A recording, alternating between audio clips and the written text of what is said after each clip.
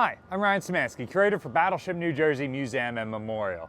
And today, we're in Drydock number 3, operated by North Atlantic Ship Repair.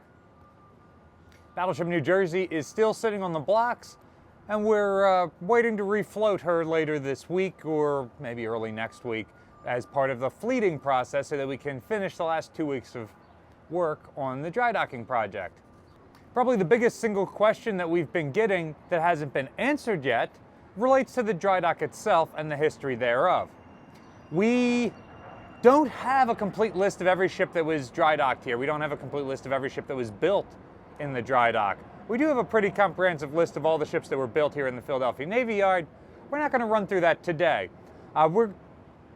Without a complete list of ships built or maintained here, it's impossible to give people the history of the drydock that they want, but we can talk a little bit about the construction and design of the drydock.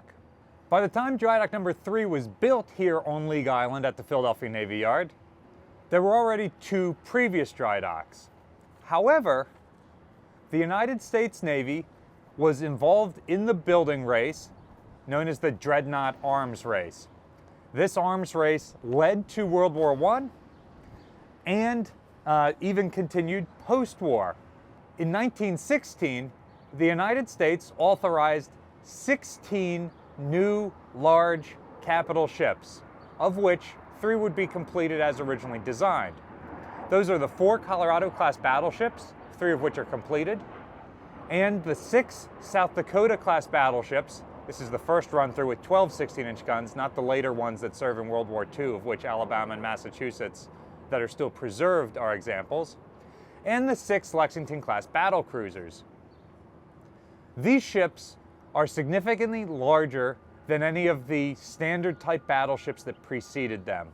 They're longer, they're wider, they're heavier, and they're starting to approach Panamax. At the same time, you have Pitchfork Ben Tillman also rattling his saber about building Panamax ships instead of gradually increasing the size.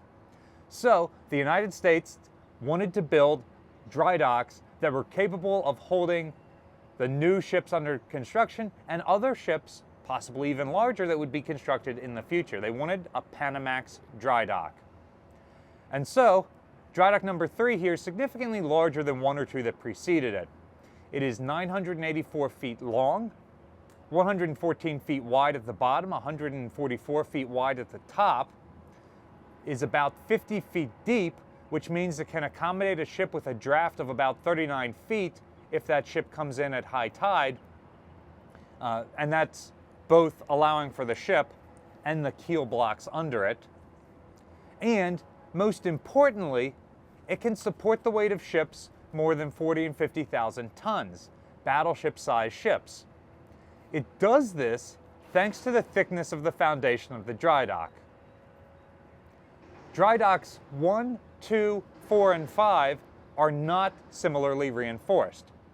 The problem is, drydocks tend to be built near water, believe it or not.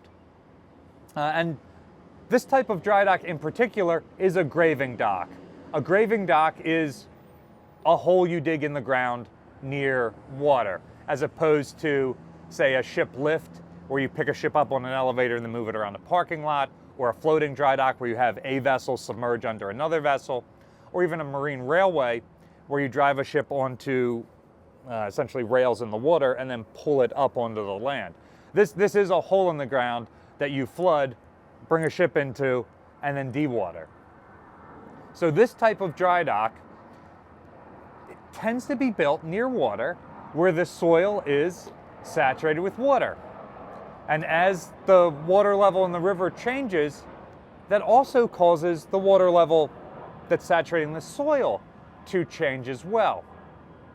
These hydrostatic pressures can cause a drydock to start to float. Concrete, like most drydocks are made out of, doesn't float very well. The pressures are obviously different near the river at that end of the drydock than they are near the land at this end of the drydock. So as that's pushing up, it'll dislodge the foundation, it'll cause it to crack, it causes all sorts of other problems. So usually what is done is you drive huge pilings into the ground. This is what's done with drydocks 1, 2, 4, and 5. They are pilings like you're familiar with piers. They're often wood, sometimes metal, and they'll have a cap at the top, much like a nail. And the idea is you drive the piling down deep into the ground, it gets below the water table, and then that cap at the top is encased in concrete as part of the foundation of the dry dock. And so that is what is anchoring it to the ground. Now I said this is what happens with dry dock 1, 2, 4, and 5, but not to dry dock 3 that we're in. Dry dock 3 is built to accommodate 50,000 ton plus dreadnoughts.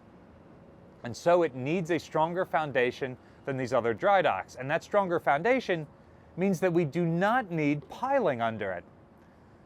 One of the biggest questions I've been getting that I haven't been able to answer up until literally this morning is how thick is the foundation of the dry dock if it is strong enough to support the ship, if it is so strong that they didn't even feel an earthquake in here? The answer is 20.5 feet, 20 feet 6 inches, or nearly 7 meters thick, or 3.5 curators tall. That is specifically at the center line of the dry dock, under the middle of the ship. It does thin out towards the wing walls. Another interesting factor here is this foundation is wider than the dry dock itself. It's wider than this 114-foot dry dock. It actually has wings, I'll call them for lack of a better term, that extend out further, so that the foundation actually sticks out beyond the width of the dry dock. And that provides more surface area so that hydrostatic pressure pushing up has more resistance from that wider front. It's not able to push this dry dock up because of the weight of the dry dock itself. And the dry dock floor is strong enough to support ships like an Iowa-class battleship that have a lot of their weight concentrated in specific areas, not spread out along the whole hull. Construction of the dry dock began on May 1st, 1917. So all these ships are authorized in 1916. They're kind of delayed because of World War I. So construction of the dry dock begins May 1st, 1917 by the Baltimore Dredging and Contracting Company. Construction lasts until 1921, when most of those ships have already been canceled. However, infrastructure like this was not being regulated the same way the ships were. The original quoted price was $3.5 million. However, because of wartime inflation, it ended up costing $6.3 million.